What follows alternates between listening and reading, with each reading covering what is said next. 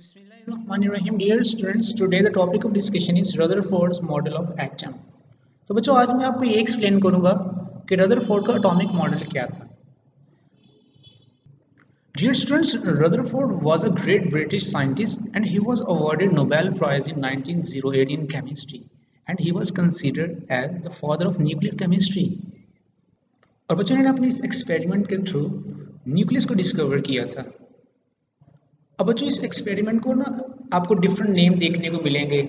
इस एक्सपेरिमेंट को हम गोल्ड फॉयल एक्सपेरिमेंट भी बोलते हैं because he use gold in his experiment.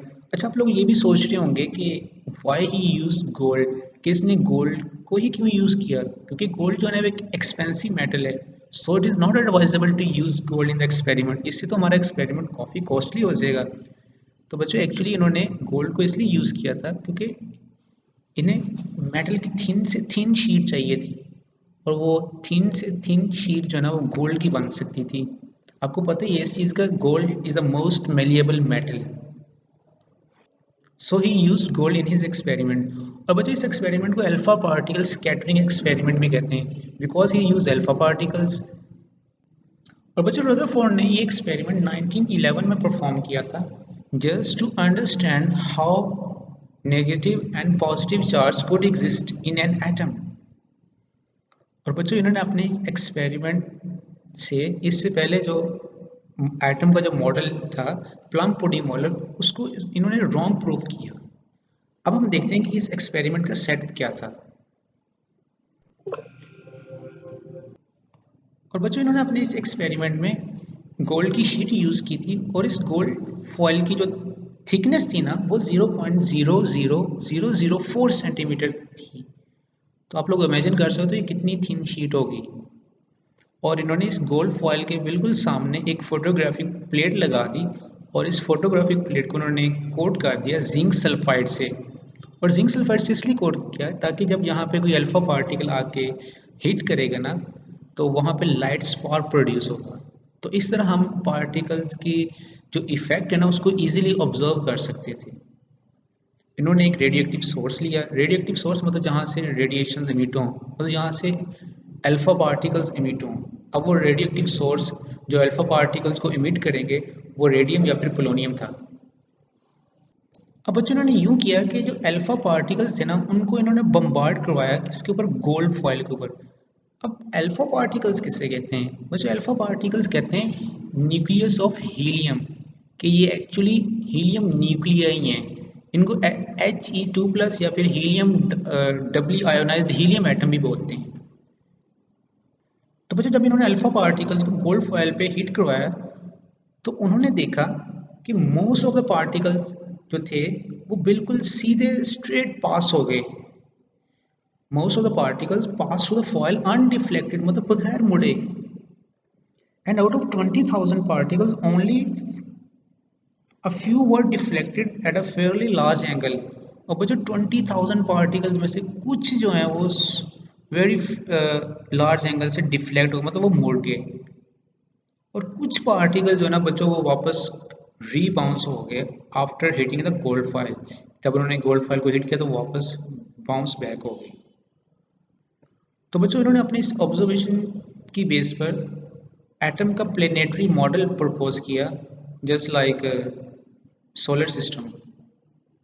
और बच्चों इनके एक्सपेरिमेंट के रिजल्ट ये थे.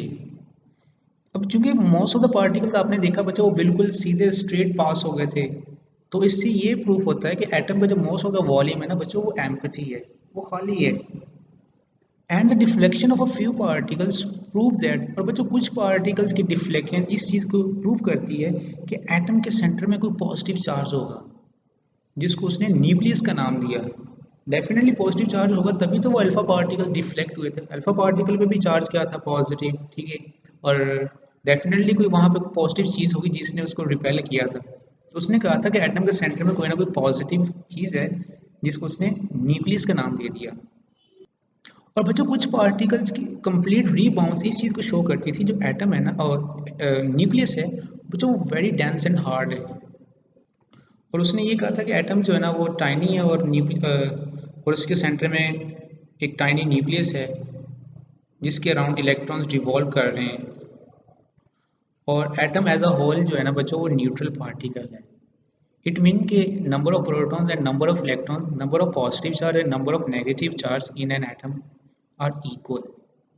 और नेक्स्ट लास्ट रिजल्ट ये था कि इलेक्ट्रॉन्स के अलावा बाकी जितने भी फंडामेंटल पार्टिकल्स हैं लाइक प्रोटॉन्स एंड न्यूट्रॉन्स वो सारे के सारे लाई करते हैं विद इन द न्यूक्लियस, और उसने इनको नाम दिया था न्यूक्लियॉन्स का। अब बच्चों नो डाउट कि रदरफोर्ड ने इस एक्सपेरिमेंट के थ्रू इससे पहले जो मॉडल एग्जिस्ट करता था एटम का प्लम पुडिंग मॉडल उसको रॉन्ग प्रूव किया, ठीक है, न्यूक्लियस को डिस्कवर किया, but yet still they have some drawbacks. इसके अंदर भी बच्चों कुछ ड्रॉबैक्स थे, कुछ फॉल्ट थे, कुछ शॉर्ट कमिंग्स थी जिनको अब हम डिस्कस करते हैं।